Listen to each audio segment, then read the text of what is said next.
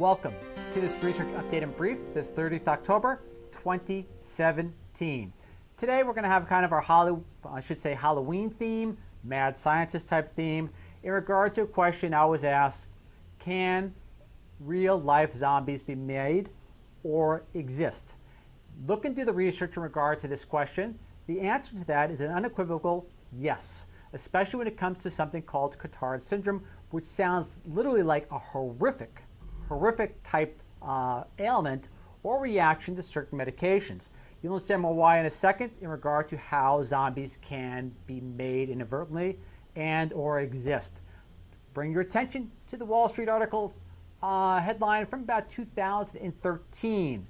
Rare Walking Dead disease said to be linked to herpes drug. Very common one, by the way.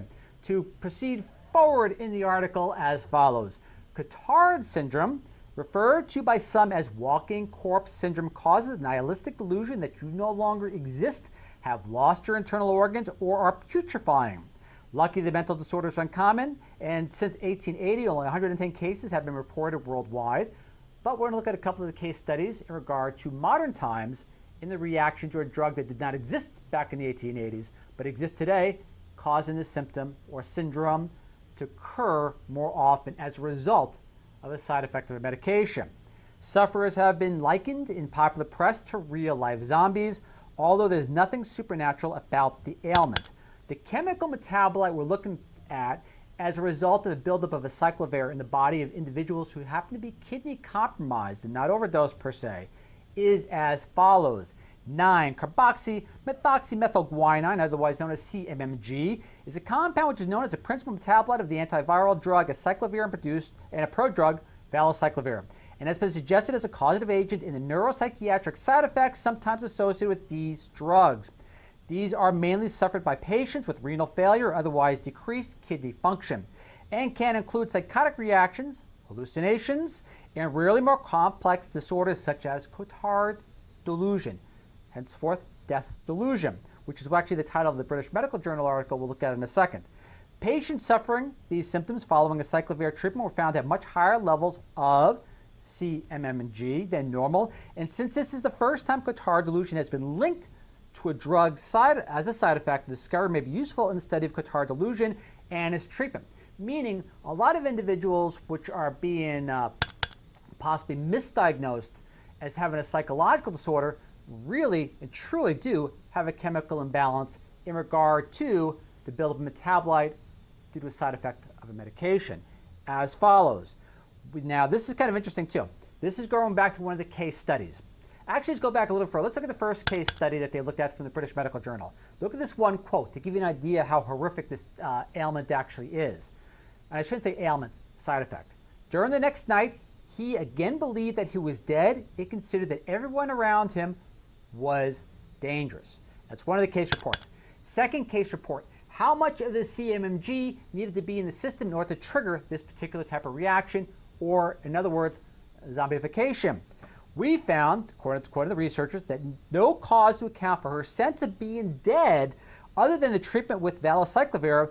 30 hours of the last dose, her serum concentrations of acyclovir before dialysis was high at 19.4 micromoles, close to the peak concentration 1 to 2 hours after a single dose. The serum concentration of the main metabolite, 9-carboxymethylguanine, CMG, was also high at 90.2 and decreased during her dialysis to 21.1, which is still considered high. They believe the cutoff point is about 10. On day 6, her serum acyclovir concentration was 1.8, and serum concentrations of CMG were at 8.9 before dialysis and 1.5 after dialysis, meaning the symptoms, or the syndrome, however you want to word it, can be reversed through helping the kidneys cleanse themselves, or help the blood be cleansed through the kidneys, or whatever, dialysis, you name it. Summary points to bring up by the researchers from the BMJ itself were as follows. We report, the researchers, delusions of being dead as a novel adverse drug reaction to valacyclovir. The symptoms were associated with high serum concentrations of CMMG, the chemical which may be causing the zombification, the principal metabolite of acyclovir. Patients with impaired renal function seem to be at risk even after dose reduction. Hemodialysis cured the delusion in a few hours. meaning you can reverse Cotard syndrome fairly readily, as stated earlier, just by helping the body purify itself and get this drug metabolite out of the system. So the answer to the original question is can you make a real-life zombie, or can real-life zombies occur through the reaction, inadvertent reaction to something else these days? And the question to that, at least in regard to Cotard syndrome, is an unequivocal yes. Again, this is a research update, the pre-Halloween edition, so it's kind of tongue-in-cheek today, but based on science just the same. And thank you very much for listening, and we'll get to the real news back in about 7 days. Oh, all this research is real. I'll take that back. I don't want to say real news. This is real science, but I should say up-to-date, health-based science. This is Ralph Citation, signing off. Look forward to seeing you all once again, as always, in 7 days, and catch you then. Bye.